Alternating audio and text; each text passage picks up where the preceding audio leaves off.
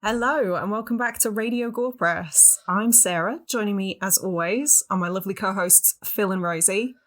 Joining me not as always is our very special guest Dan. Hello. From the Twin Peaks podcast. Yes. And also my other half. Yeah. There's definitely not a conflict of interest. Yeah. I literally just got why it's called Twin Peaks. Did you? Please tell. Because like Twin Dan Peaks. doesn't know. Because Twin Peaks, but also you pick two films each time, don't you? Oh, yeah, it does kind of work, actually. Now you put it like that. You're right. Stop taking the piss, Dan. You've only just got here. It's been under a minute. I know. Know your place. I've never actually seen Twin Peaks either, so it's it's just Twin called Peaks or now. Twin Peaks. Yeah. I keep watching the first episode of Twin Peaks over and over and over again, and then thoroughly intending to watch the rest of it, leave it too long, forget what happens, have to watch the first episode again, and that's how it's been for the past 10 years. That's what I do with The Expanse. I keep doing that with the... I love The Expanse. Oh, no. I think I've seen the first episode about 3 times. Persevere. The Expanse is the one with the Rocinante, isn't it? I don't know. Like What's it that? starts off with like a starship exploding, right? Oh, I remember Thomas Jane in a little hat. Thomas Jane and his to watch it fedora. again. That was my takeaway. Yeah. You're going to have to watch episode 1 again. Yeah, I've heard it's good. I'll try again one day. It's very good. It's very good. Anyway, hi Dan. Hello. How are you doing? Yeah, not too bad, thank you. Pretty good. How are you? Lovely. I've got wine and I'm surrounded by a selection of glorious idiots. And me. I think you've been absorbed into the You're glorious definitely one of the idiots. glorious Am I a glorious idiot? You're one of us I'm, now. We are Legion. At least I'm glorious. At least that bit's involved. Usually I just get the second bit. One of us. I admire One that of us. positivity. There's always an upside. How are you, Phil? I'm good. You've said very little so far. I've been letting the chaos unfold around me. I'm sure that will continue throughout. As always. Yeah, Oh, no, yes. I'm good. I'm looking forward to talking about this film, actually. So, Hopefully it should be a good episode. yeah, before we get stuck into that, Dan, do you want to take a minute to just tell the good people what your podcast is about and why you chose this film? Ooh, promo. Yeah, so Nicole and I host our show, Twin Peaks Podcast, where we pick 2 films and we talk about them, and it's always based on a theme. And then we do little things like Stitch Up, where we vote for each other on films to watch. And sometimes, Rosie, I know that you vote for me on certain Instagram polls. I see it vote all. for the film. I don't vote for you or Nicole. I vote for the film. That's fair. Which is why when Drainiac came up, you better know who I voted for. But you see that as a treat. Yeah, 100%. I'm reaching the point where I have my yearly rewatch of Drainiac, in fact. how do you It's getting do to that point. How? It's brilliant. It's Heady not, days. It's so enjoyable. it's not A brilliant. plumber turns up, but he's not a plumber, he's an exorcist. What more do you want out of a film? Confusion ensues. Like, that entire film is, by itself, an agent of chaos. Is that the one where there's like a really weird 3-minute intro when they're driving through the hills or something, or down there? I just remember a really lengthy scene of the primary character running. Oh. There was a lot yeah. of running. A lot of running. Yeah. Lot of it's about demons in the pipework, essentially. Of course it is. Of course, yeah, obviously. But yeah, we tend to watch some glorious films like that every other week. So, but I was invited to come on your show, which I appreciate very much. But I chose a film, didn't I? You did. Yeah. You did. You chose a banger. I chose a banger. Well, Yeah, there was no debate, there was no argument as soon as it was suggested. that's true. Yeah, I think I said it, and it was like, oh, okay. Yeah. Because Sold. we've been tossing some ideas around, haven't we? And obviously it's got to be available on streaming, so we can all watch it. Which narrows the field somewhat in the does UK. a little bit, yeah. But I chose Creep.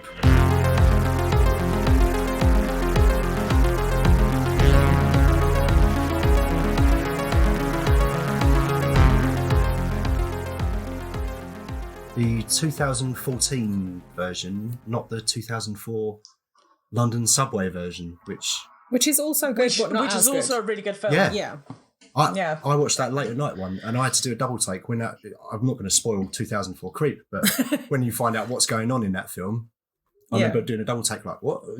What? Don't spoil it. It's only been 17 years. Yeah, it's still new, it's still fresh. I feel like we did a Gorementary of Creep. Did you? If we did, I might have been drunk because I have zero recollection of that. It's not to say it didn't happen. I've definitely watched it. I think I've watched it with you as well. It wouldn't surprise me. Probably.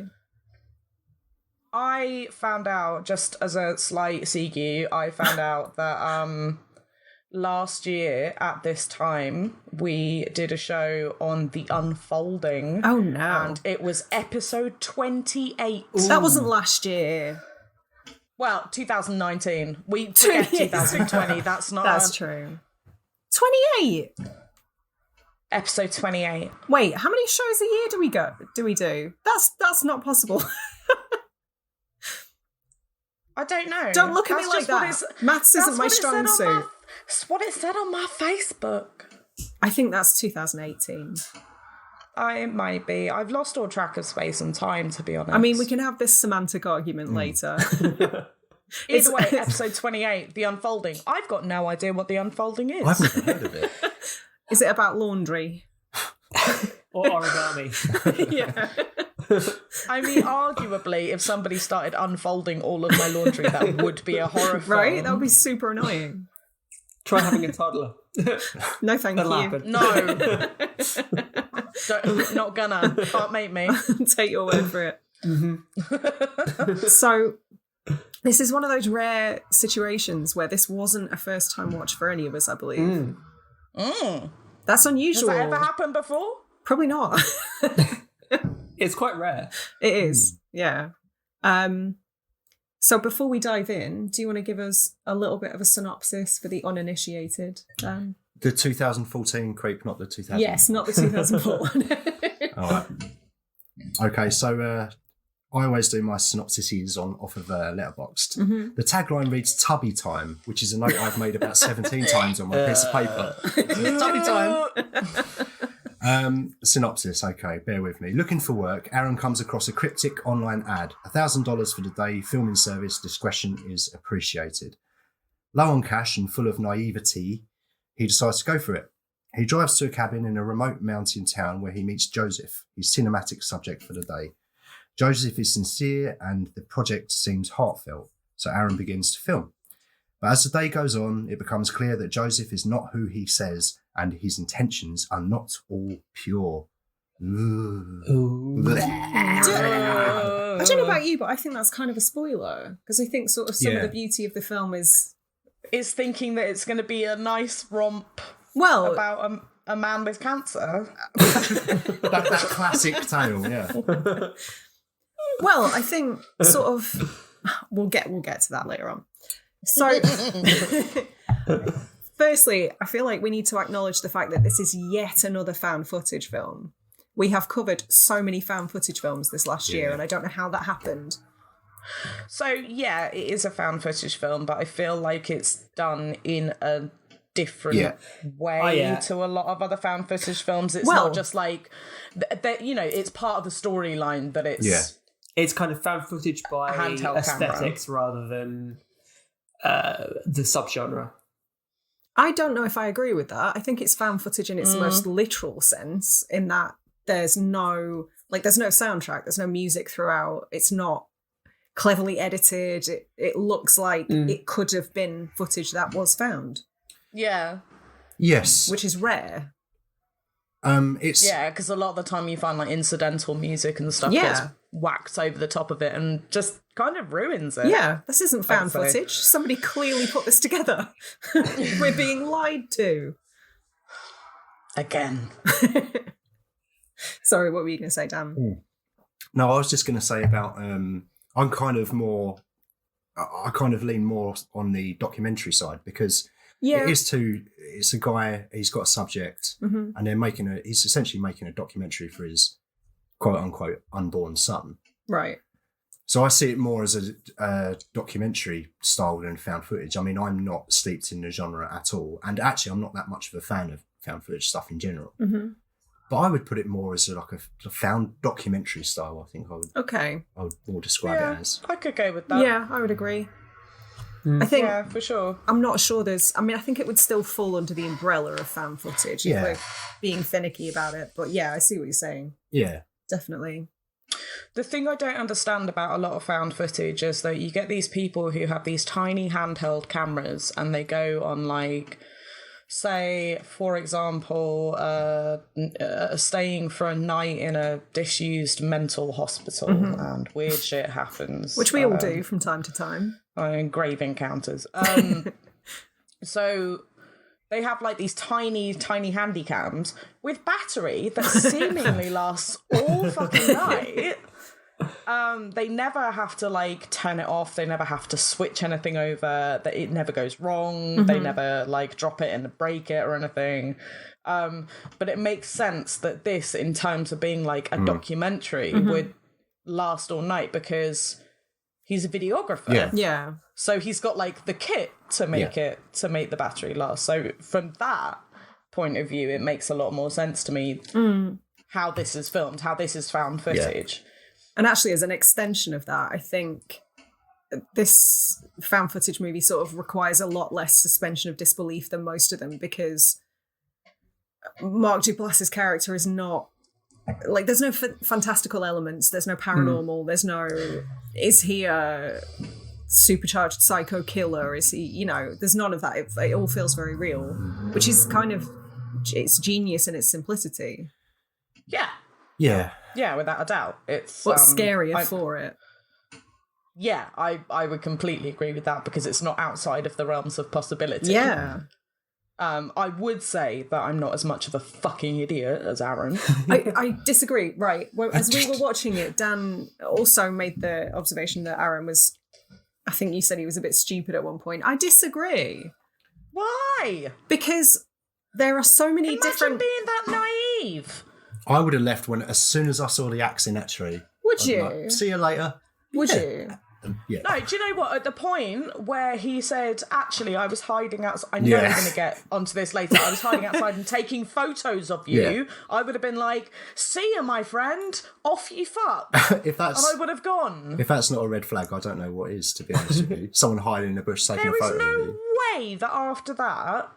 But I would have been like, I'll come back to your house. To play devil's advocate, I sold a table recently on eBay, and I was so terrified that they were going to screw me out of my money because she didn't bring the QR code for me to scan, that I surreptitiously took photos of them loading it into their car and of the number plate. So I'm kind of on Joseph's side in this. Right, so you took photos of them because you were worried they were going to leave without your money. He took photos of Aaron because Aaron turned up to his house and... They turned up to my house. Was there. Yeah, but they... Responded. But it's not... But they took something of yours. It's not like he came into the house and removed a table. That's exactly what they did. He was just there.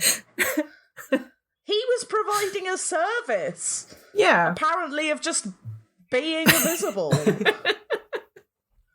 I mean, I'm not going to get into this with you because it's going to lead to an argument. But okay. Coward. How dare you? I resemble that comment. I think Aaron is a very naive character, and there are countless times where I would have noped the fuck out of them. Without wanting to get too far ahead of ourselves, I love him for the simple reason that towards the end of the movie, when he's woken up in the middle of the night, he runs around the house going, lights, lights, lights, lights. And I'm like, yes! Yeah, absolutely. Where are you in every other horror movie ever made? Yeah. And he's in a bungalow, so he can't run upstairs, because that's going to help. So that moment alone redeemed him in my eyes. Yeah, I saw He also calls the police pretty immediately. He does. Changes the locks as well, if memory serves. So he does some pretty, sensible things in terms of, horror movie decisions anyway. Yeah, it doesn't follow the stereotypes, for sure. But he's still a bit stupid, though, isn't he? I mean, he has his moments. Yeah, I'm with Dan. you don't even. I mean, how much did he get paid to be? It's $1,000. Yeah. So maybe I would have done it. I don't know. For a day's work. Yeah, I probably would have gone. And then, I'm skint enough that I would 100% do a day's work for £1,000. But he pays him right at the beginning of the day. Oh, true. So the second that he says, "I'm taking So he didn't photos need of to you," stay there in order to get paid. Yeah, just have it on your toes immediately. I guess. Actually, if I was that freaked out by somebody who I thought was a genuinely dangerous person, I would have chucked the grand back at them and got in the car. Just yeeted the money and run. Yeah. I think I would have chucked. Threw some sand in their eyes and pegged it. Smoke bomb. Run away. I definitely wouldn't have made it to the heart-shaped hot tub. I wouldn't have made it that far. No. I don't know. I might die in a zombie apocalypse, but in terms of a weird man with an axe, I'll be all right, I reckon. Yeah. He didn't have the axe on him. If some nice man that was also Mark Duplass was like, should we go for a walk in the woods? I'd probably be like, If it was... I'd say no. If it was- Do you know why I'd say no? Fucking lazy. I'm so lazy, I would say no.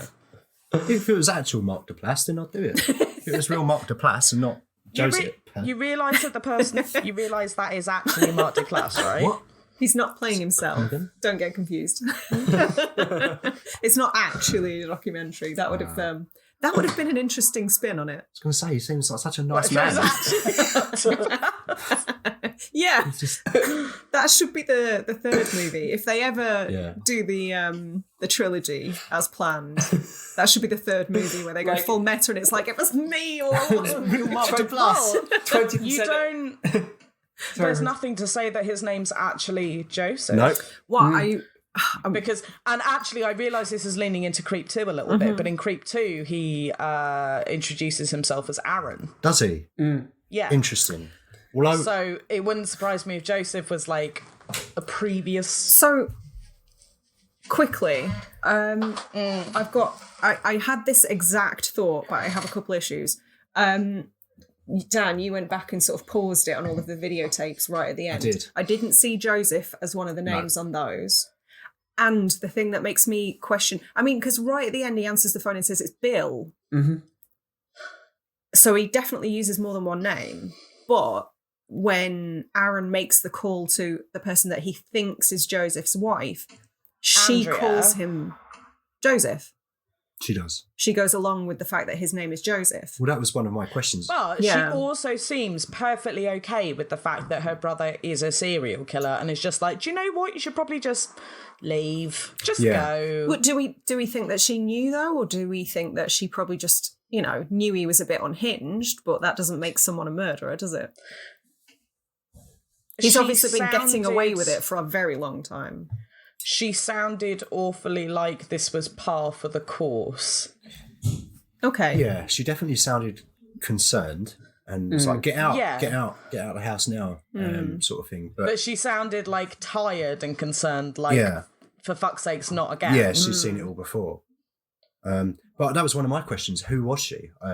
Because She was his sister. yes, but she asked specifically for Joseph, and I was wondering if Joseph was his real identity, or because like you were alluding to earlier, Rosie, when you said in Crypt 2, he takes what I can't remember the name. Aaron, that's right. He takes Aaron's name.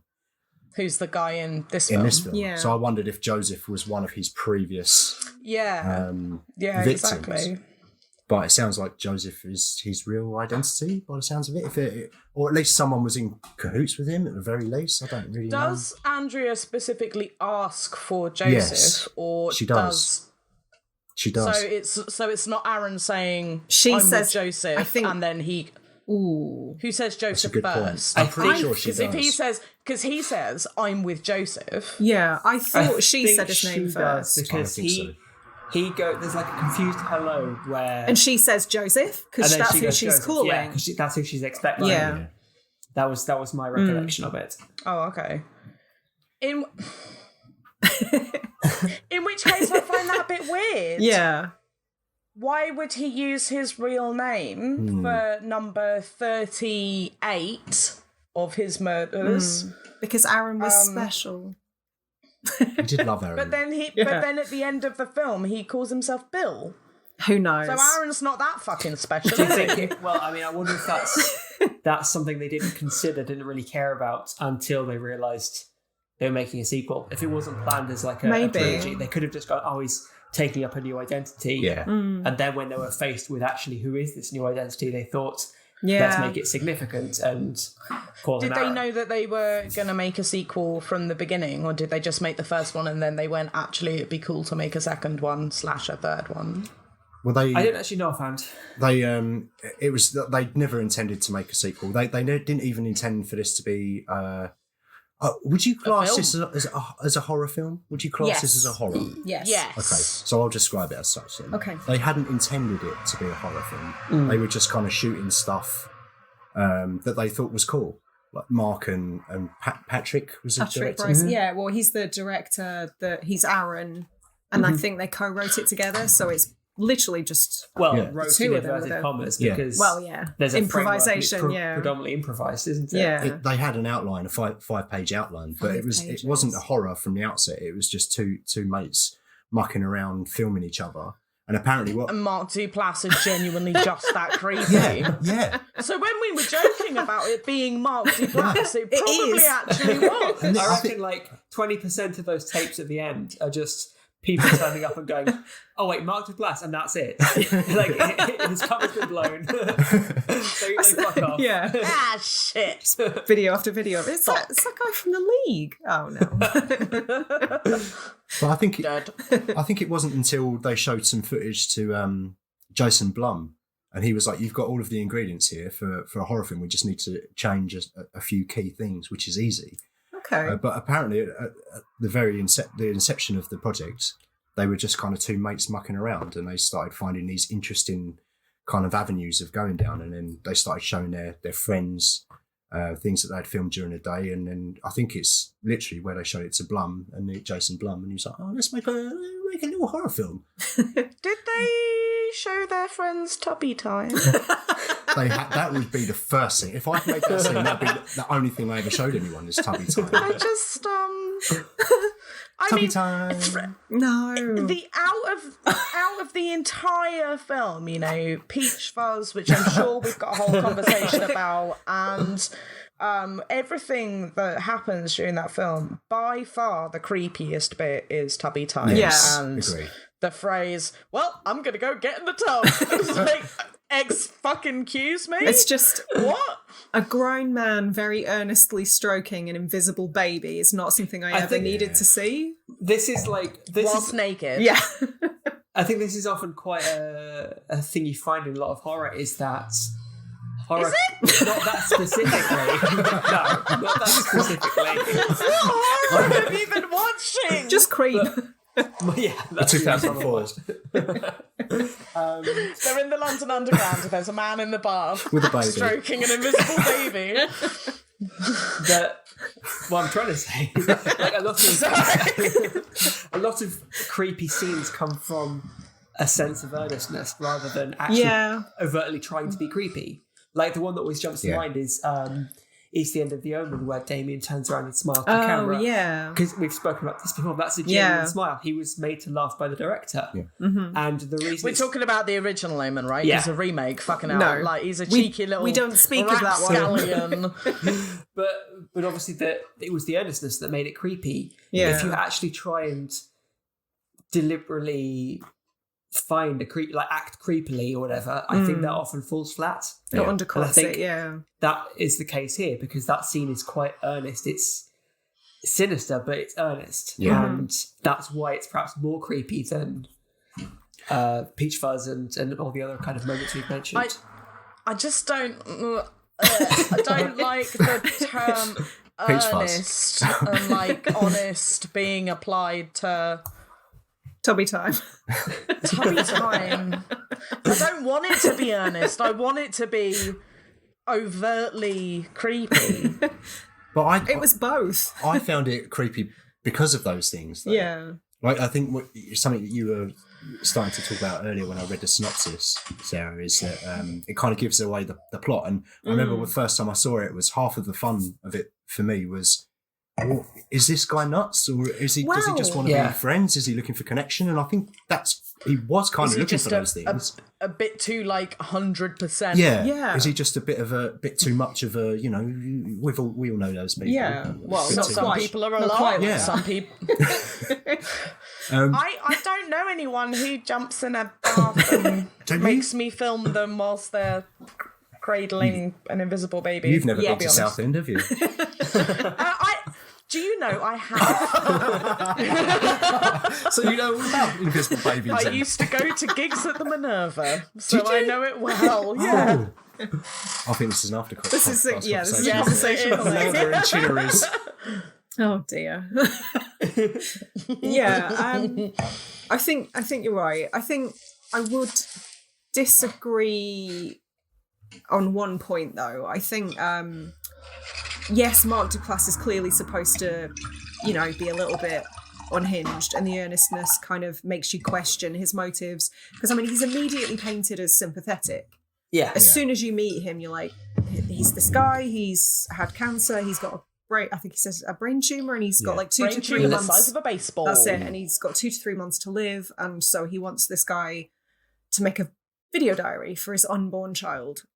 So he's immediately painted in this victim mentality, so you're kind of conflicted from the outset because horror movie tropes make us realize that there's something afoot, but you sympathize with him. Did it not make you automatically go, hang on a minute? Well, yeah, of course, because if you're familiar with the genre or films at all, then you start to know what to look out for. But I think Mark Duplass is somebody who's so charismatic and quite likable in a lot of the other stuff I've seen him in, that he played that really well, because yes, he was a bit sort of nice guy but turned up to 11. He was a bit much, but he wasn't unlikable. No. Especially in the beginning. And I think the beauty... Sorry, Rosie. I think in a lot of other stuff, he plays quite soft characters as well. Sort of an everyman, plays very guy next door, really helpful, just genuinely nice guy. Yeah. So actually, I think that was a brilliant casting choice. Yeah. Choosing somebody who everyone knows as being a nice, dependable, honest guy in different stuff that they've seen. Because maybe it just makes it a bit more jarring when he turns out not to be. It's like Robin Williams in 1 Hour Photo. Yeah, exactly. Sinister. I think that's kind of genius though, because as well, his foil is Patrick Bryce, who is not a familiar face. He's not somebody we know as an audience. And I think kind of half of the genius of the film, to me as well, I don't know if you guys read it in the same way, but I know the first time that I watched it, I was going back and forth as to who the villain was. Because we're led to believe that there's something up with Mark Duplass, that he's a bit weird, he's a bit odd, maybe not quite all there. And then there's that moment kind of about the 40-minute mark where Aaron drugs him. Yeah. And I had a moment where I was like, oh, who's the villain? Yeah. I had this brief moment of doubt, and I thought that was kind of genius. Because up until that point, he's said some stuff that's a bit fucked up, but you're not sure. I didn't have that. Okay. I didn't have that thought of who's the villain here. And maybe it's because I felt like that was one of the only good choices that Aaron made throughout the entirety of the film. To drug him. Yeah, I think to drug him, to get his keys back and get the fuck out of there. Yeah. It's one of the only sensible choices he made. Yeah, that would have been my take. It would have been a really interesting concept to play with because of the subversion of the audience's expectations, knowing that that Joseph is this quite potentially sinister character. Yeah. But I think that feels to me to be a legitimate self-preservation move, Yeah. I think they explore it a lot more in Creep 2, actually. The idea of who's the villain. But I definitely, it didn't last long, but there was a moment of oh, maybe we've been misled up to this point. It would have been Did neat. you think it was going to be a quick, switcheroo? Yeah, I wondered. For An M. Night Shyamalan moment. Shyamalana. What a twist. What a twist. Is this another meme? It's a robot chicken sketch. Let's not do that. It's a Dawn of the Dead song. So sung by a chicken. It's very similar, actually. So Creep. It is very similar. Creep, yeah. I can't think of another good choice that Aaron made throughout the entirety of the film. Did he have the pancakes? I can't think of one. Did he have the pancakes at a restaurant? That would have been a good He choice. did not have the pancakes. Joseph had the pancakes. It made me want pancakes. You never see what Aaron ate. Okay. Calling the police. Calling the police. Putting the lights on. Holding the knife as he's walking around so, the apartment. So when he's back at his house, That's he makes a series right. of sensible at-home choices. Yeah. Okay. Whilst he is recording a video documentary for somebody he's never met before, for the first time makes him sit with him in the bathroom while he gets naked and has a bath. Like, big red flag. Can I just say, I side with Aaron more than you guys do, for the simple Clearly. reason that I think if you've ever been around somebody who could politely be referred to as a narcissistic abuser, like, that's what they do. Like, they sort of, every time they fuck up, they get really sincere and then they apologise profusely and they start to reel you back in. And I could see it happening in the film and I could see myself going, oh yeah, one more chance. Give him one more chance. I get it. Like, Maybe this is it, though, that I'm hyper aware of what it's like to be in a relationship or deal with narcissistic abusers, and so I see it and I'm like, fuck, no, I'm not. Nah, not a chance. so you have more of a heightened awareness of what to look out for, I suppose. Been there, done that. Yeah. Didn't get murdered, but Thankfully. You're looking very well for a murdered lady otherwise. thank you. I think you've got to also, in these sort of situations, accept that it is a movie, and without these choices, nothing would happen, right? I agree, but I would also go as far as to say that this film is not on a list of films where I am annoyed by the characters' choices. I think compared to the average, I think actually this is quite a smart film. It's very simple, but it's quite a smart film. And the characters don't make, ultimately They're stupid not tripping choices. over things. No. No, yeah, like having said that I hate everything that he does, and I'll stick by it. I think he's a fucking idiot. Like, I wasn't sitting watching the film being like, "Oh my god, Aaron, what are you doing?" I think there was one point where I was like, "Oh, Aaron." The only time I'm not mad. I'm just disappointed. I think it was when Joseph's sister Andrea was like, "Do you know what? Drop all your stuff, get up, walk out the house, walk down into town." Just carry on walking. Just go. And but he didn't. he tried. No, he didn't. He went looking for Joseph. Well, no, but he came And out then of he the saw bathroom. the door was open, so he went outside to find Joseph.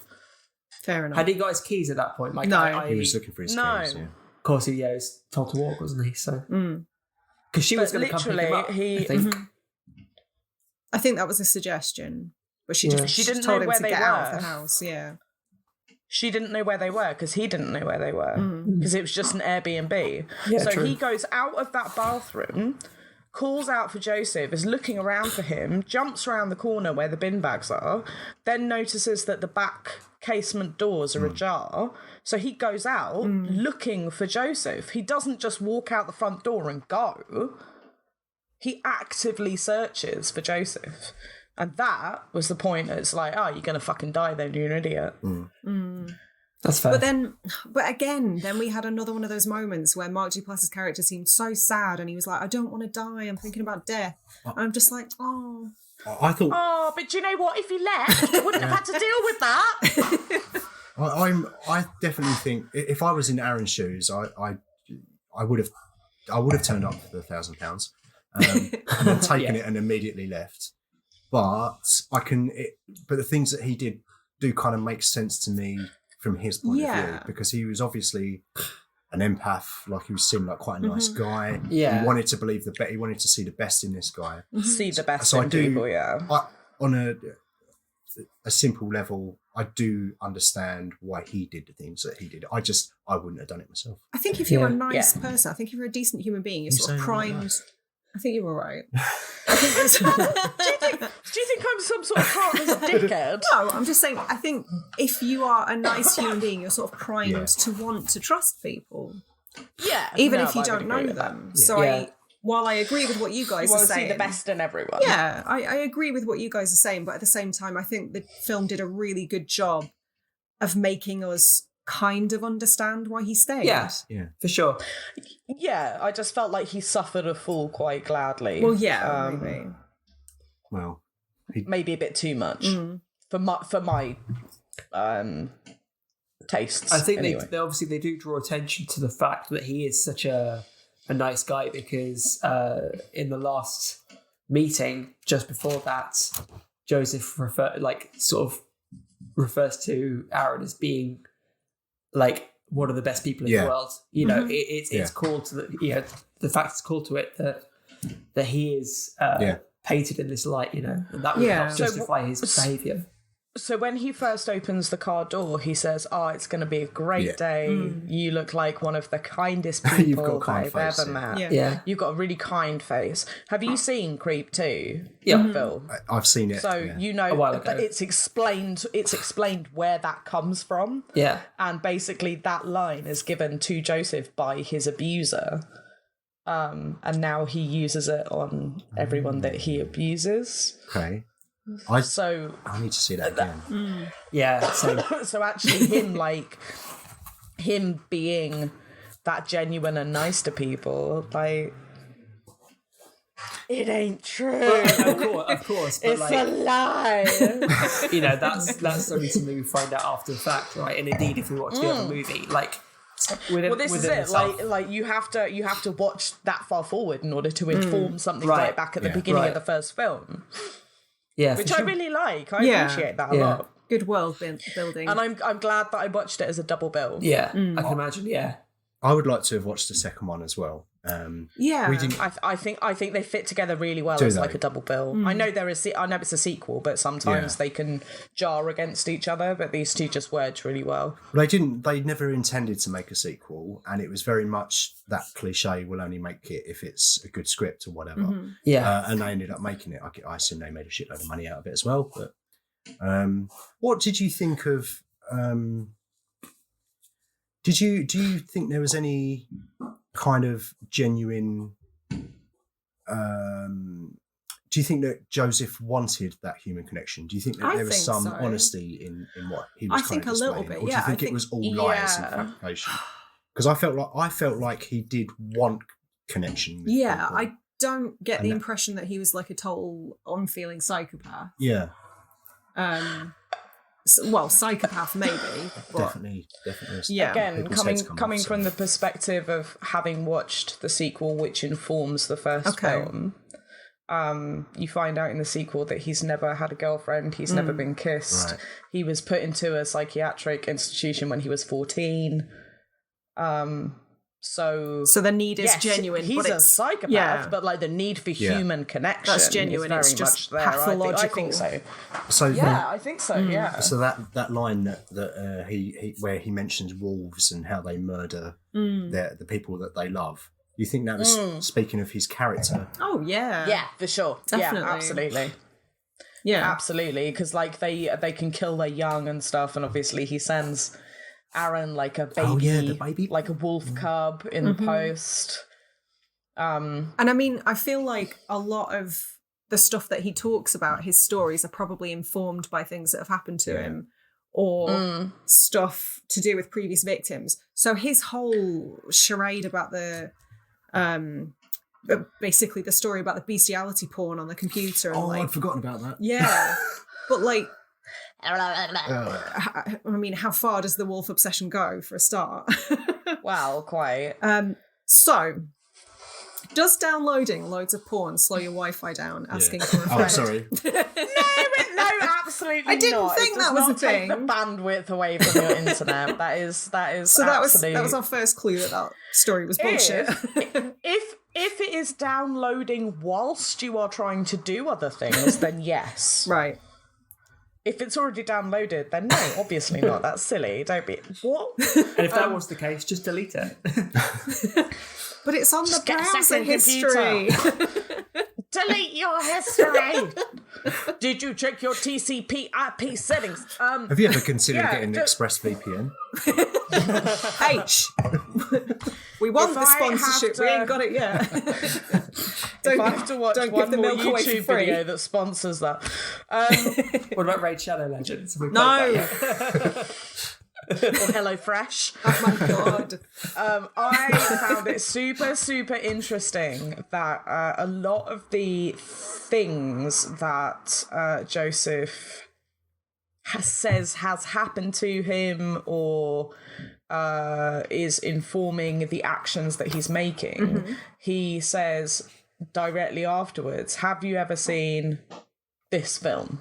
Yeah. Have you ever seen X, Y, and Z film? And the person goes, no, I haven't. And then he details exactly what is happening at that exact moment in time, or has just happened, and goes, that's what the film's about. So he's actually making it really fucking obvious that he's lying. Yeah. That none of what he says has, like, any ounce of truth to it. Because... when he first says that he's got brain cancer and he needs to record a video for his he says son, like and he's this film. Oh, have you ever seen this film where there's a guy who has brain cancer and he's recording a video for his unborn son? So he's just cribbing from pop culture to inform his lies. Yeah, absolutely. Yeah. And he's really open about it as well. But because there's a thought that basically you can get people to believe pretty much anything as long as you say it with enough confidence. Oh, I 100% believe that. If you sound like you believe it. And I believe that you believe that, Sarah. Yeah, thank you. I'm a potato. Well, there are limits. Babe, yeah, you are. Oh. Can I be a sweet potato? Oh, go on a then. little sweet potato tot. Oh, potato faces, I want to be that. Asda do ones which are like stars with little faces. Fuck off. That's adorable. Stars and You faces. could be one of them. Stars and faces. We just There you went can be to one of Asda. them. I'll be one of the new little Space Invader pickled onion jobbies from Iceland. Am I a waffle? You're a hash brown. You're a croquette, babe. I want to be a hash brown. Yeah. You're a Madame Croquette. Right. So, completely aside from the film, Thank you. Aldi. I don't even care that we're recording right now. Aldi sell mini hash brown waffles. Excuse me? Hoffles. They are insanely good. Wash browns. Mini hash brown waffles. This has been fun. See you guys in a fortnight.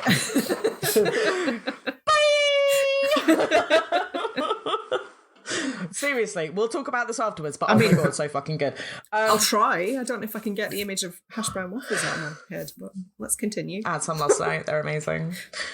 So, what were we saying before the waffles? Well, I don't know where we were at, but I want to talk about Before the we got facts. into potato-based conversation. Oh, yeah, if you say something with enough confidence, people will believe you. Yes. That's right.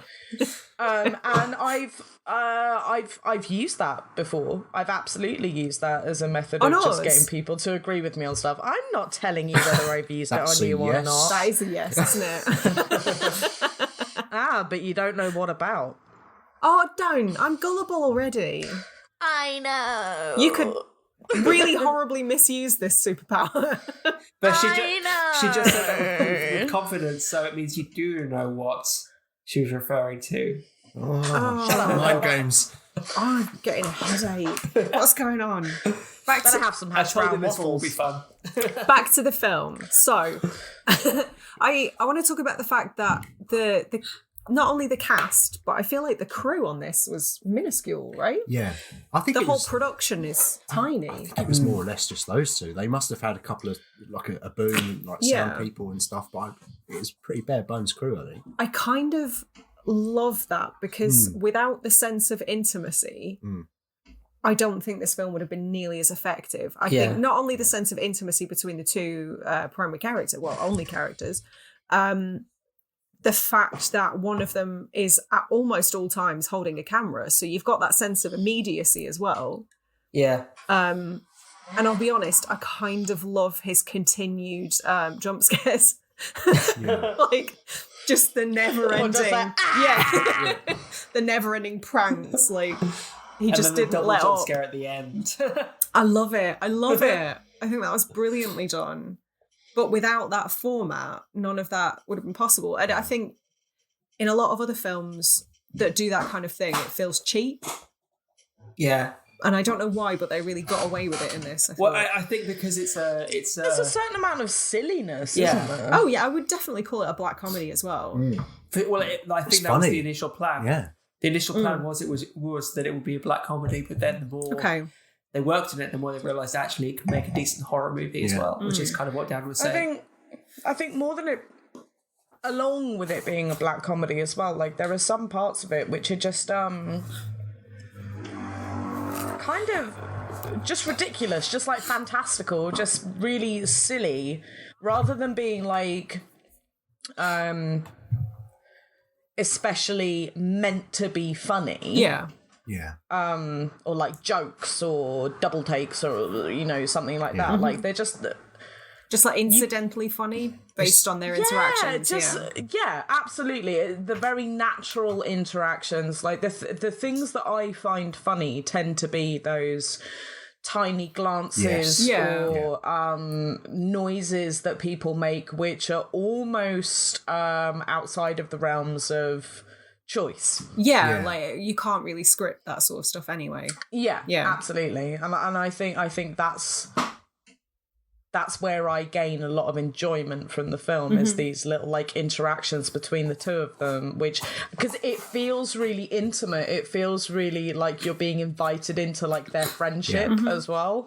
And that brings you a little bit closer in. So when it does turn, and when you realise that all is not well, it's maybe a little bit more sort of gripping, because you were invested in their relationship to some extent, I think. Because you're along for the ride. You're basically, we as viewers are Aaron's proxy, like, because we're seeing it through his eyes a lot of the time. And I think that intimacy sort of lends like a voyeurism element, which adds to the uneasiness, because we're not supposed to be there watching this grown man take a tubby.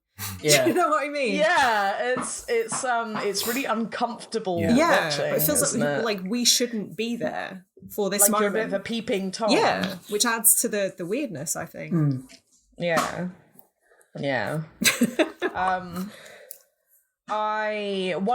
So my favourite part of the film by far was when they are looking for Tubby Time.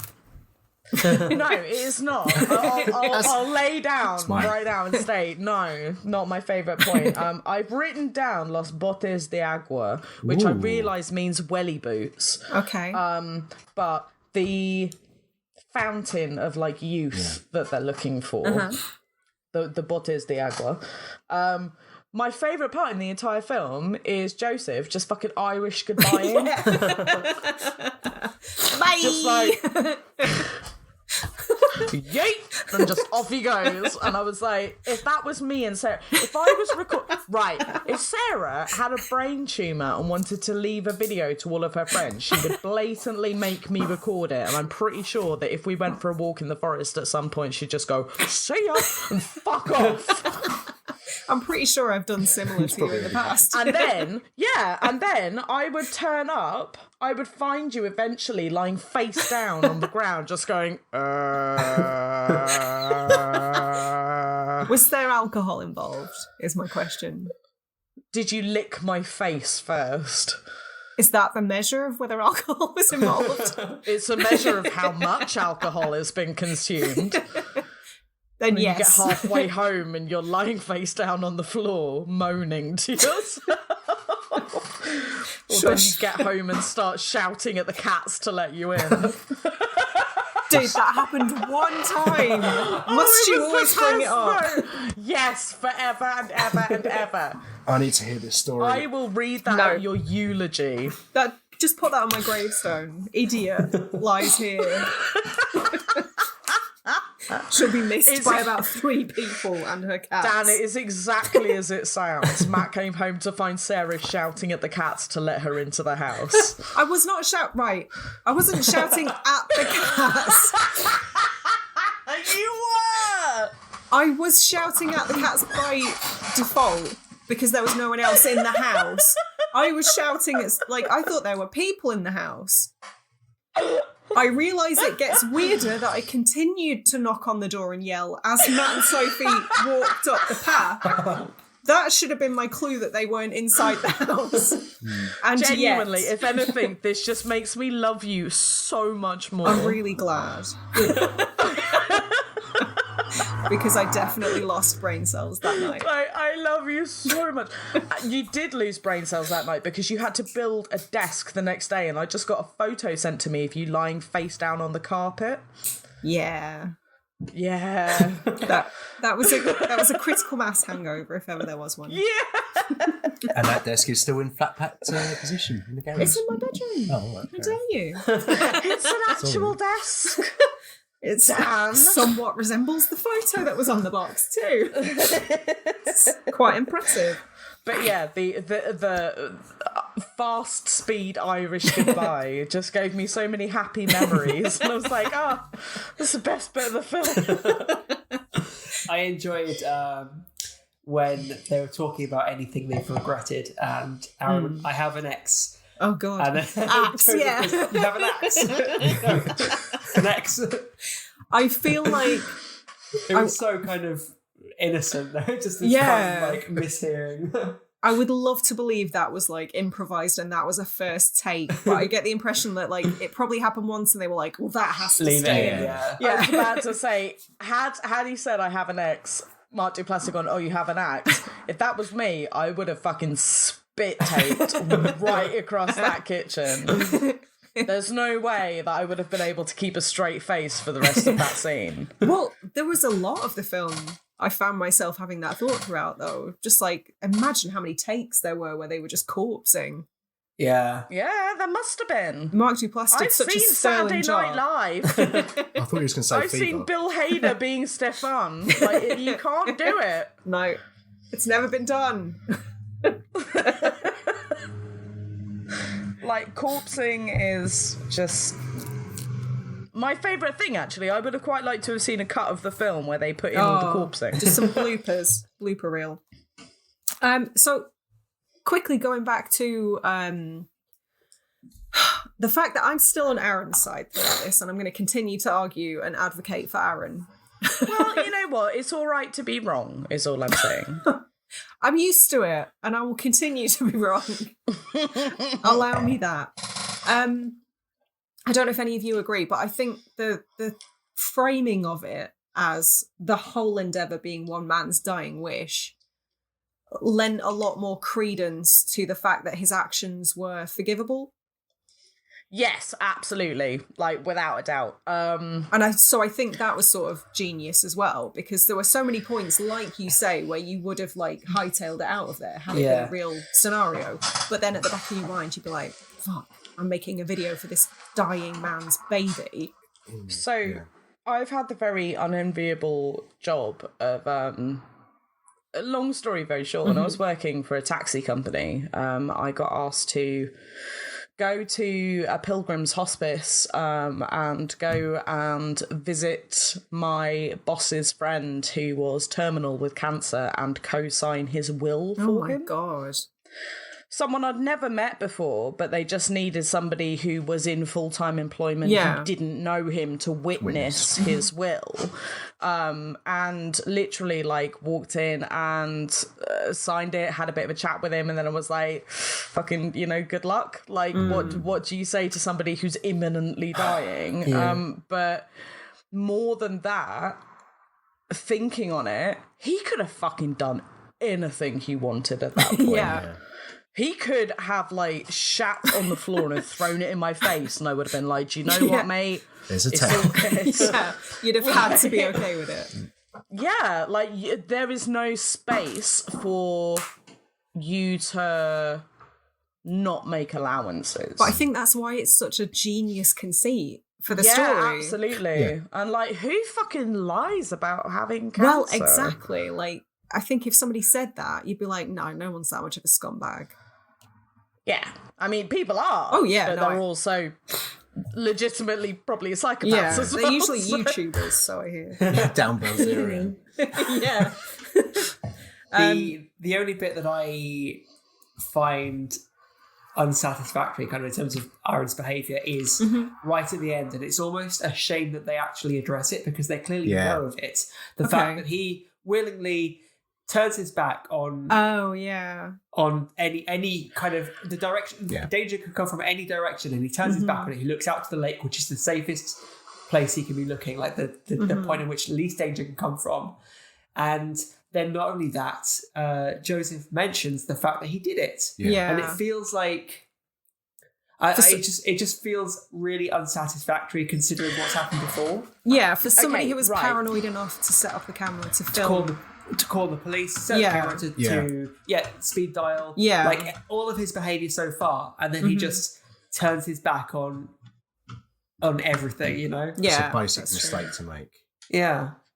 It's a basic mistake to me, but also does it not make you think that maybe at that moment he realised that he was never going to be free of this guy and maybe dying was the better option? I didn't get that impression.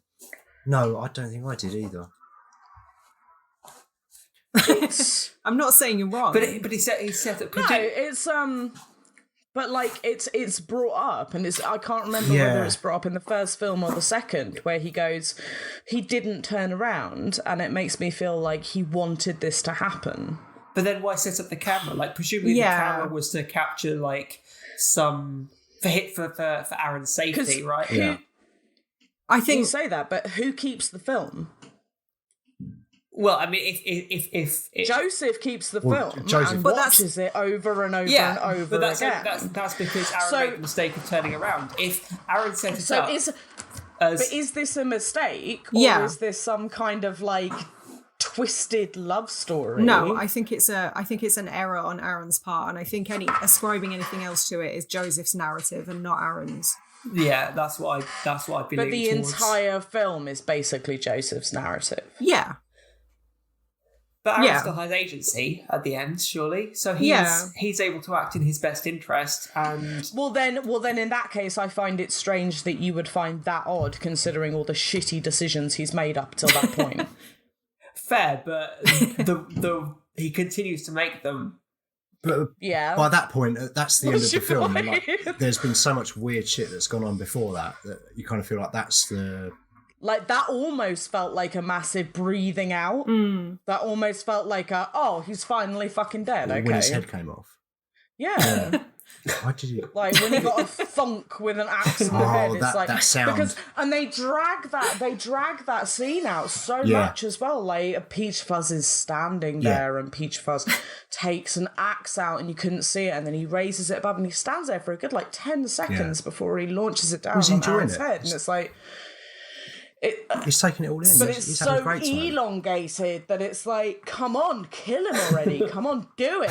Fucking do it. But and do then you think... you realise that you're at that point where you're like willing Aaron to die, and all the way through the film, you've been rooting for him to survive. Well, I had that was the biggest problem I had with his character at the end, when Phil, what you said about him putting the camera on and being perfectly cautious up to that point and then not turning around. I think I actually said out loud, what's he doing? Why? Oh, it's a horror film. They need an ending. Yeah. And I think they just had to kind of have that in there. Interestingly, the point at which the axe, I guess, comes into play. Yeah. The point at which shit gets real in the films, in both Creep and Creep 2, are both with 25 minutes to go to the end of the film. That's interesting. Like, almost exactly. Yeah. Is the second one... So it's like an hour of build-up and then 25 minutes of utter chaos. Is Creep 2 about the same runtime as Creep 1? Yeah, pretty much, yeah. Okay. Maybe we should watch this Creep 2 afterwards. Yeah, it's about an hour. It's about an hour and 25, if I remember right. Yeah, it's on Netflix. They're both on Netflix, in fact. Yep. We've talked about it already. I want to take a quick minute to talk about how great of a villain Joseph actually is. And not just for the reasons that we've already detailed. Obviously, Mark Duplass is great. He's charismatic. There's this like, oh, is he, isn't he, running throughout, which is very clever. But just, like, as horror fans, we are so used to villains being absolute out-and-out psychopaths from the word go. Or, more traditionally, like, wronged people who have supernatural abilities and wear masks and their identity is largely concealed. And there's never a point... So either we don't know them or something has happened to them in order to make them the way that they are. Yeah, but they always have this very simple or ambiguous backstory, which, I mean, therein lies the terror, right? That's why Rob Zombie's Halloween was shit, because they... Oh, yeah, Michael Myers was abused, we get it. No, just the less we know about them, the more terrifying they are, to me at least. Yeah, like Michael Myers is a terrifying character. Why is he terrifying? Nobody fucking knows, but he is. Yeah. Like, something fucking happened. But I think he's a force of nature, right? That's exactly. That's always been a draw to him in the original film. Yeah, like he gets damaged throughout and just gets back up. He was just locked gets back up every single time. Yeah, and he was locked up in a psychiatric facility from the age of 7, yet when he escaped, he knew how to drive. Explain that one. Anyway. But I think the scariest aspect of this is Mark Duplass's everyman nature, like you said, Dan. Yeah. Just the fact that he could be anyone. He could be your neighbour. He's somebody you pass on the street daily. On the bus. Yeah. That's why it's that terrifying. Real kind of like guy next door. Yeah. Would lend you his lawnmower. Quite nice. Just a nice fellow.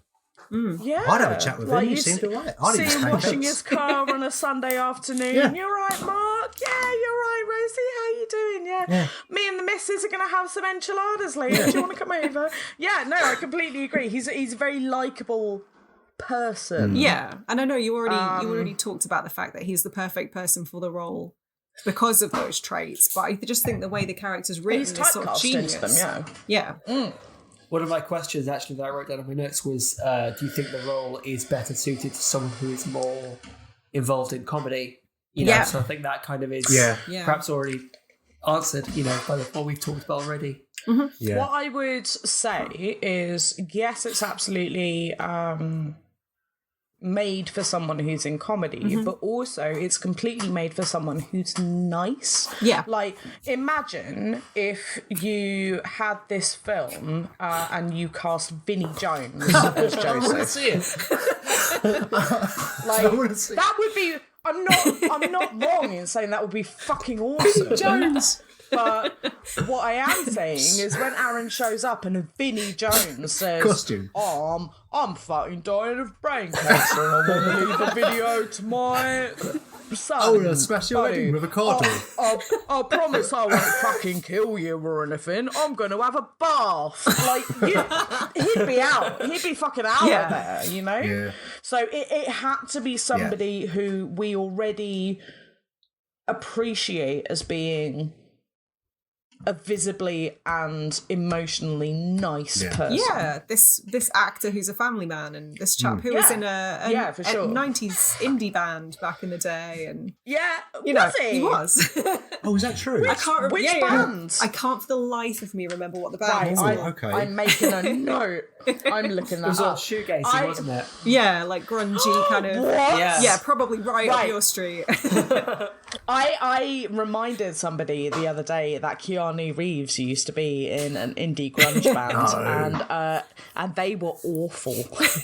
He was a bassist. He was the bassist in a band called Dog Star. Wild Stallions. I remember Dog Star.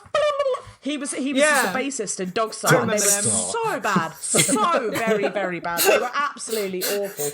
Oscar Isaacs was in the Scar band. What? Was he? Yeah. This is wild. Oscar Isaacs. He's the Ex Machina dude. Yeah. I'm Jason Isaacs. I was thinking of Jason Isaacs. Come on. Jason Isaacs has never been in a fucking Scar band, all right?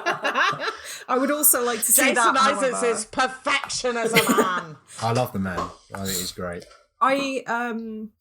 Oscar Isaac was in Inside Llewyn Davis. So, yeah, it makes sense that he's got a musical background. That makes total sense. Huh. Interesting. I think we should make a Spotify playlist of actors that have been in bands in a previous iteration of their life. Yeah. We'll do it and we will link it on the I think Instagram that's a fucking landing page. great idea. I'm writing it down. I'm genuinely making a note of this as we speak. Actors in bands. So, And we'll call it Actors in Bands Bands. I think as well with Mark Duplass, just dragging it back to the topic. yeah. We probably should. That's a good idea. I think it also helps that he has such an ambiguous face, Yeah. which is a weird thing to say, but Yeah. he can be really friendly and really polite and really likable, but also really sinister as He well. can switch to very intense Yeah. at the drop of a hat. I had the same note, and that ambiguity is kind of what shrouds the whole thing in doubt for me. Yeah, for sure. Like, is he He's also actually one of the those titular people creep or not? Where if you don't know who Mark Duplass is, you wouldn't look at him and be like, well, that looks like a bastard. Yeah. You would look at him and be like, what a lovely looking young man. Yeah. Yeah. And I think I had those He's thoughts just when got a I nice saw face. it. Because when I first saw this film, I don't think I was really aware of Mark Duplass.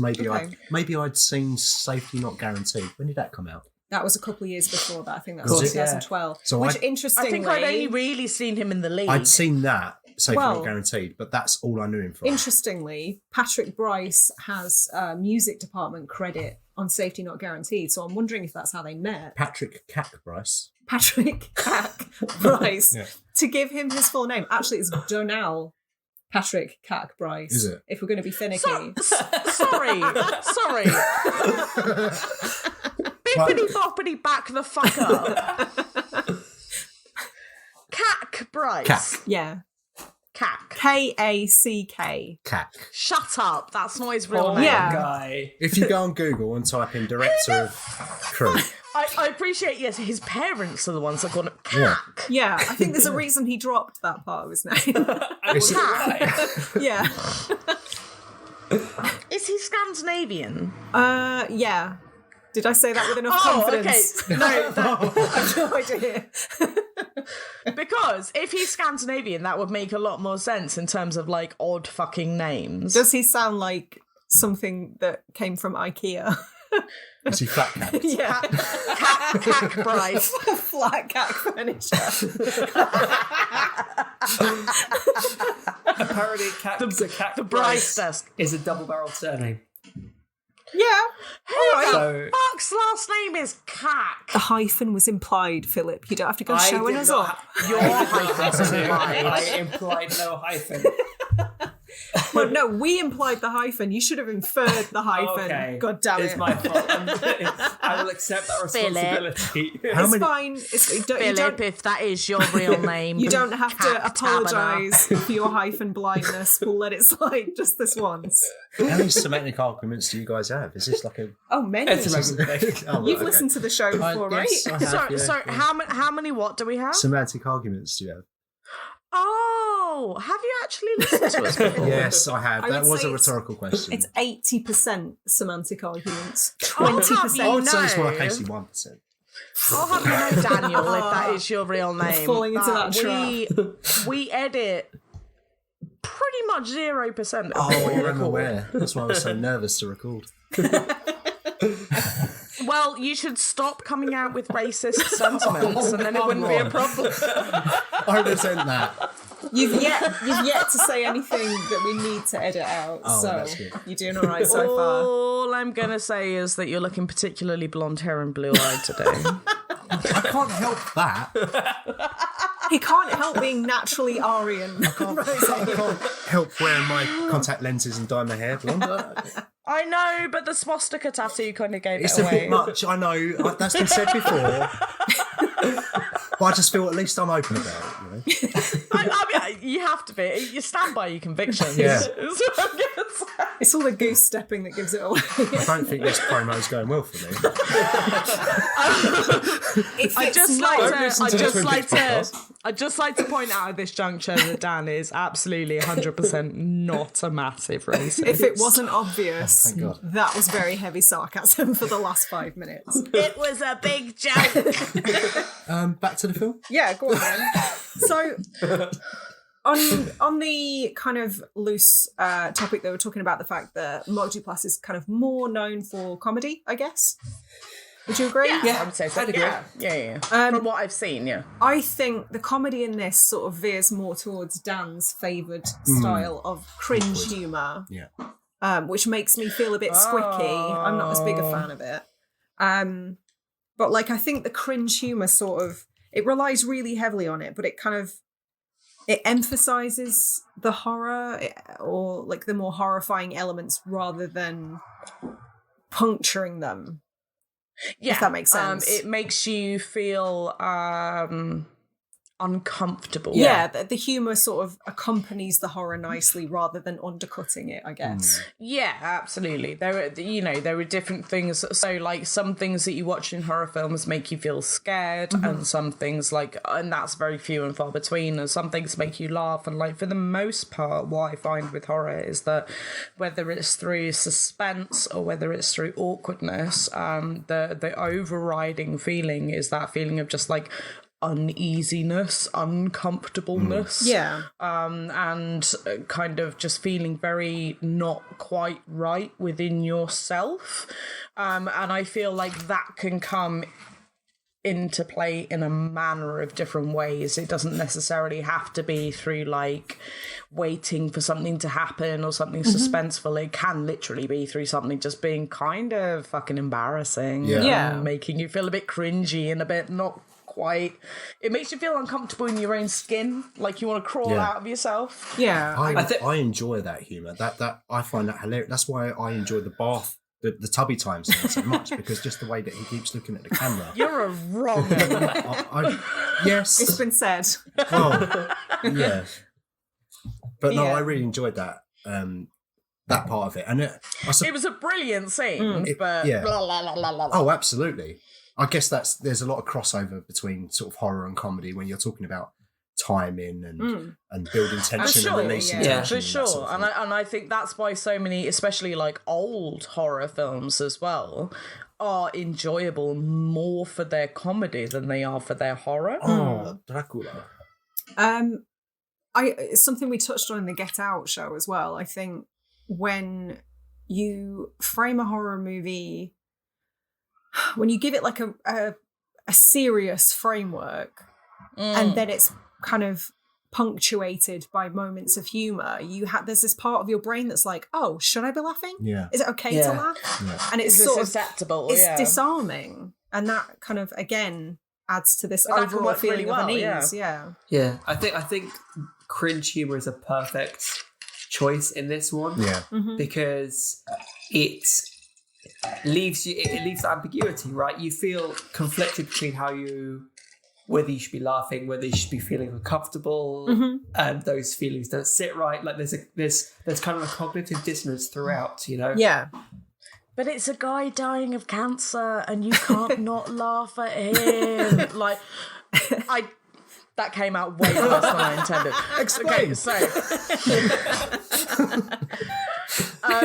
from Aaron's point of view, he is recording a guy dying of cancer who is clearly like making things incredibly awkward, and his choices are to be offended by it or to feel awkward or to just find it kind of funny and sweet and honest. That's what I'm getting at. I'm not getting at like people with cancer really fucking funny. So before we start to wrap things up, there's a couple of things that I wanted to touch on briefly, or points that we've already touched on that I want to expand on. Rosie, I know you kind of asked earlier on, do you think Joseph's motivations were to find a friend, or, I mean, maybe as the Heart Locket suggested, even a romantic partner, who knows? To me... And the chalk drawing on the stone.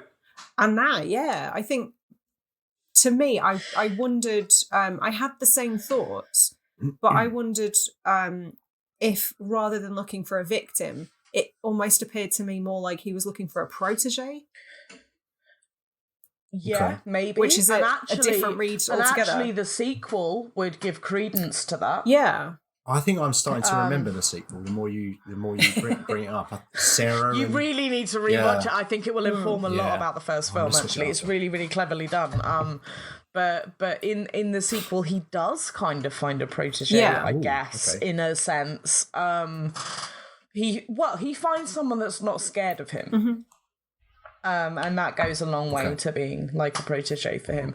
I think that in this film, it's not that he specifically wants a romantic relationship, and it's not that he wants to like have a love. It's that he doesn't know what love is, and he doesn't know what it feels like to have a connection with somebody, and that's what he wants. He wants a connection, and he feels like the only way to get a connection is through murder, killing them. Okay. Because wolves murder the people they love. Wolves murder the people they love. So if you murder somebody, that means you love them. Mm-hmm. It's in much the same way as like I mean it sounds a bit dark, but like girls, I'm generalizing massively, but like, and I am, but like, you know, some girls when they're teenagers, they will be promiscuous and they will sleep with boys because that's what they believe means that boys like them. Like that's a relationship to them. Yeah. Sleeping with somebody means that they like you. And obviously we know now that that's not true, but like there are so many other facets to a relationship, but Dan, you've got some explaining to do. But I'm not being painted this idea that like a relationship can be condensed down into something so simple and so like cubed. Yeah. Is a very naive and it's a very immature way of thinking, and I think that's what it stems from. Like this, Joseph's way of thinking is incredibly immature. He's very childlike throughout. Even like the jump scare moments. That's something a kid would do. Blocking the doorway. Yeah, yeah. I did that when I was 5. But I wasn't wearing a wolf mask. It's that a cow mask. Sort of quite scary mix of a very childlike mentality mixed with the strength and intention of a fully grown man. Which is scary. Yeah. It is scary. It's really scary because actually kids don't know fear and they don't know boundaries. So having somebody who is big enough and strong enough to take you down, who doesn't know fear and boundaries, is ultimately scarier than somebody who is just your run-of-the-mill adult serial killer kind of thing. Yeah, because there's no stopping them. They become a revenant in that respect. I think this film does a number of things that make Joseph probably one of the scariest antagonists in recent memory, if I'm being honest. Yeah, for sure. And I would agree with that. Just quickly going back to something that we started talking about at the very beginning, actually. Obviously, we talked about the fact that it's technically a found footage. Obviously, Dan, you said you think it falls more under kind of mockumentary sort of status, I guess. To me, I don't know if this is a relatively new thing or not. It's new to me. But it plays out more like kind of an ARG, if that makes sense. Okay. Interesting. What's an ARG? So basically, an ARG is an alternate reality game. And so there's a number of, I mean, particularly on things like Reddit or YouTube. Oh, is it like the video game version of Choose Your Own Adventure? No. It's a pre-mapped story. An example, I guess, is it's been going on years now, but there's a lot of kind of YouTube channels that spring up out of nowhere, and they're really deeply weird, and they get a lot of traction because they're played straight, but weird shit is happening, and nobody quite knows why, and they're never advertised as an ARG. Right. But it obviously gets people talking, they kind of become viral. And it basically just becomes a series of videos that kind of a story plays out in the same way like a found footage movie would. And I feel like it has way more in common with something like that than a found footage movie. And I wonder if things like ARGs are kind of the next logical step for the found footage genre. I don't know. There's definitely very close ties. I think it's interesting. I think it's a really interesting concept. I'm still not quite sure I get what the difference between ARG and so a found footage video. There isn't a great deal of difference. Basically, an ARG is kind of a serialized version. It's sort of bite-sized chunks of a story that are uploaded over YouTube, or like YouTube or Reddit or whatever, over a very long period of time. Sometimes there's no end in sight. These things can go on for years, but it is a story, but it's told as if it's real. So is it told in like real time? So yeah, it can be. Like they've happened on Twitter. I think there was an account called something about Gregory that kind of gained a lot of traction, and it sort of told there was this guy just tweeting as though weird shit was happening in his house. There's a Reddit. There's a subreddit called No Sleep. Yeah. Which does a lot of that kind of thing. And they have like stories in parts and. They channel some Zero of them are some of them are genuinely very fucking scary. And I don't read them late at night because I'm not an idiot. It's called No Sleep for a reason. But it goes like beyond the kind of creepypasta stuff. It's proper like it brings it into the real world kind of thing. This is designed to fuck you up. Yeah, I mean, absolutely. That's the kind of like crux of ARGs, I think, is that they're often like a marketing campaign that uses multiple media to actually tell the story. So right, okay. I think that's the kind of crux. So it could be like a series of YouTube videos that have no connect, but then that might tie into a Twitter thread that's going on elsewhere, and all of a sudden you're building out the story that's taking place in an alternate reality of. I feel like. And now you've said that, ARG has been going on for, I want to say, the past 15 to 20 years. Yeah, it's not a brand new thing. I think the name for it is newer. Sorry. Newer. Dan, I feel like you've got a question. No question. Okay. I just all that keeps going on in my brain is I keep asking the question, have you seen Brain Scan? Yeah. You have? Yeah. Is that anything like an ARG? Because it's been 20 years since I've seen it, but I keep imagining Edward Furlong with a knife in a computer game. I know why you're saying that. Now I want to see Brain Scan. Have you seen Brain Scan, Rosie? No! Oh, you need to see Brain Scan. I know why you're saying that. But no. I guess that was stuff like that was kind of the precursor to it in a way. And that was so there's a really interesting selection of YouTube videos which sound to the educated observer like just a bunch of numbers being read out.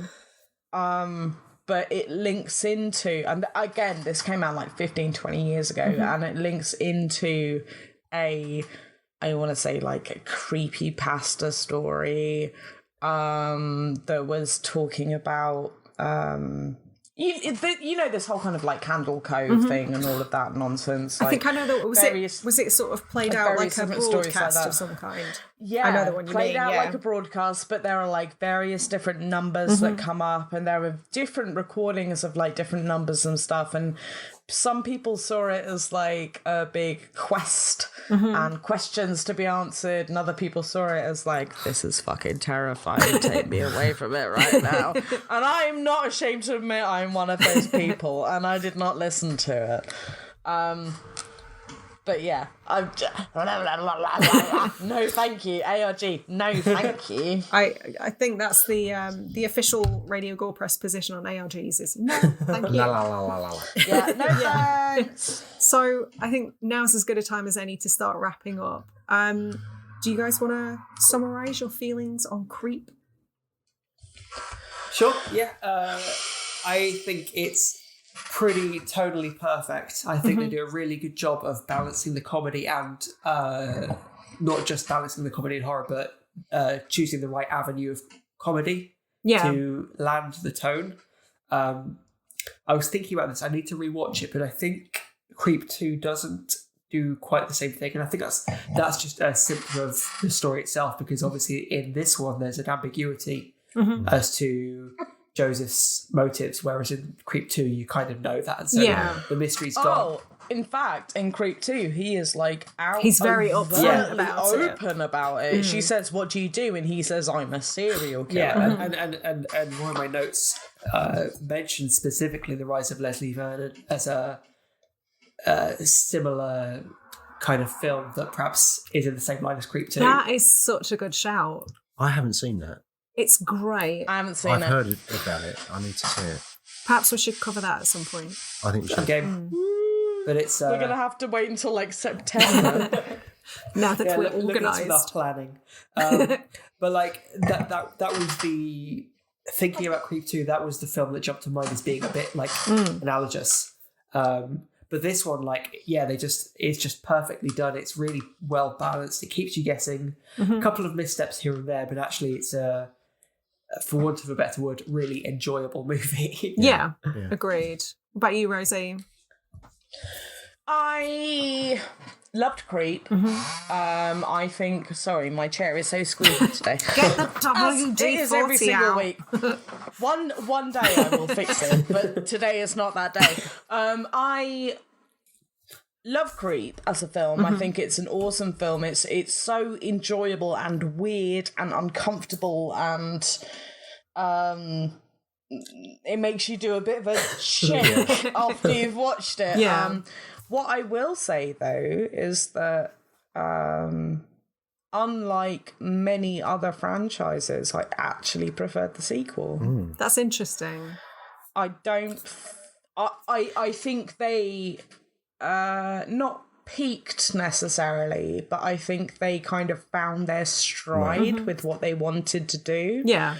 And they went down a really interesting avenue with the sequel, which I wasn't quite expecting. So yeah, I definitely enjoyed the sequel. Having said that, Creep in itself as a standalone film, thoroughly weird and fucked up and enjoyable from the point of view of if you like feeling a little bit uncomfortable with what you're watching, then you will definitely enjoy this film. I think uncomfortable viewing is a nice segue into asking you what you thought, Dan, since you're such a fan of cringe. I love cringe, as you know. I did enjoy watching this again. I didn't enjoy it as much as I did the first time I saw it. I would agree with that criticism. I think it definitely loses something on repeat viewings. Only because I think I knew how it ended. That final scene is seared into my brain, and I will never forget. I forget many films, but that is not a scene that I'll forget. So I knew where it was going.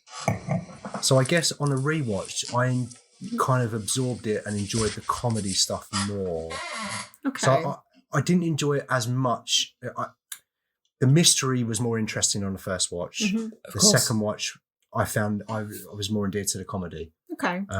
Yeah, I think that's fair because you've kind of settled into it. You know what you're expecting, and actually you can enjoy it for what it is rather than trying to work out what it could be. You know, I think that's the sign of a good film, though. The fact that it's Absolutely. multi-layered enough that you can get something different out of it a second time. Yeah, it's not like you watch it the first time and you find out what happens, and then the next time you watch it, you're like, this is bollocks. And also like on a rewatch as well, it was interesting to see. You know, this, like we mentioned it earlier, the scenes at the cafe where he gets the menu out and he says, "Don't you know them?" Oh yeah, like they play just slightly really little differently. bits. Yeah, they play slightly really tiny bits where he's like, "I thought you'd been here loads before," and he's like, "Oh, they've changed the menu, but the pancakes are the best thing." Yeah, and they sort of give you little clues throughout. And that's then he something has to get the pancakes. To make he point. has to. Yeah, and they look a bit shit. They don't, exactly. They don't look great, do they?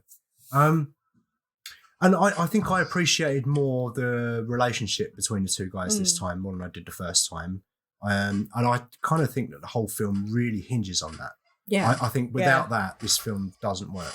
And I do. Yeah, there's this weird sense of camaraderie between the two of them that grows quite quickly. Like 100% engineered by Joseph, but still, you're not to know that the first time you see it. But it works. Yes. Yeah. But yeah, I still enjoyed it. We paused it, I think, when there was we were about halfway through, or just after halfway through. And I was surprised how quickly it had gone. And it was surprising how much we'd got through already. So yeah, it was obviously a short film. It didn't drag for me at all. I enjoyed it a lot on the second viewing. Not as much as the first one. But yeah, still pretty good for a rewatch. Still a hard recommend. Still a hard recommend.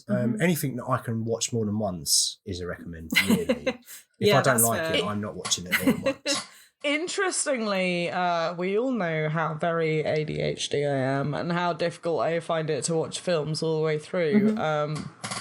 Both Creep and Creep 2, the point at which I went, it's time for a cigarette and a bit of a rest, was 1 hour in, 25 minutes before the end. So it's perfect for someone like me, because it was the point where the tone completely changed.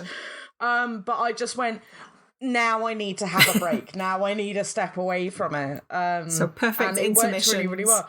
Yeah, it was really well done. But both times, apropos of absolutely nothing, I went, okay, I'm going to pause now. All right, I'll come back in a bit. Interesting. Yeah. I would agree with all of you, actually. I think you all made really good points. And as you were saying, Dan, I think this was a third time watch for me. Yeah. Third time watch, very little actually happens, and it's quite a talk-heavy film. So it's actually surprising how much the runtime completely flew. Like, there wasn't a dull moment. And I think that's testament to how enjoyable the performances are.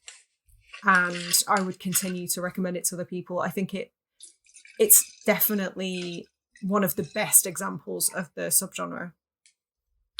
Yeah, I mean, you guys know fan footage. I would wholeheartedly agree. Fan footage is not my preference generally, but I'm happy to watch this film. It's not mine either. And there are certain films that are found footage that I am on board with, and certain ones that I'm definitely not. Like Wreck, for example, like excellent found footage, amazing. When it's done well, it's fucking phenomenal. Anything else is kind of disappointing. Yeah. Agreed. And I think this balances just all of the elements really fucking brilliantly. It's a fine balancing act, but it does it really well. Yeah. Cool. Yeah, no, I agree. Excellent. Well, this was a lot of fun. Thank you for coming on the show. This was loads of fun. Dan, no, thanks so much, Dan. Thanks for having me. It's been a blast. I'm going to watch Creep 2. Do you want to tell people where they can find the podcast? And the social medias? Yeah, if you want to catch up with us on Instagram, we're at Twin Pix Pod. So come and vote for Nicole on some of those stitch-ups, and I'll be very grateful. Oh, definitely. Balance out Rosie's votes, maybe. Yeah. I will stick a link to your show to. in the podcast notes as well, so that people know where to find you. This has been a blast. Until next time. Thank you for listening. Stay spooky.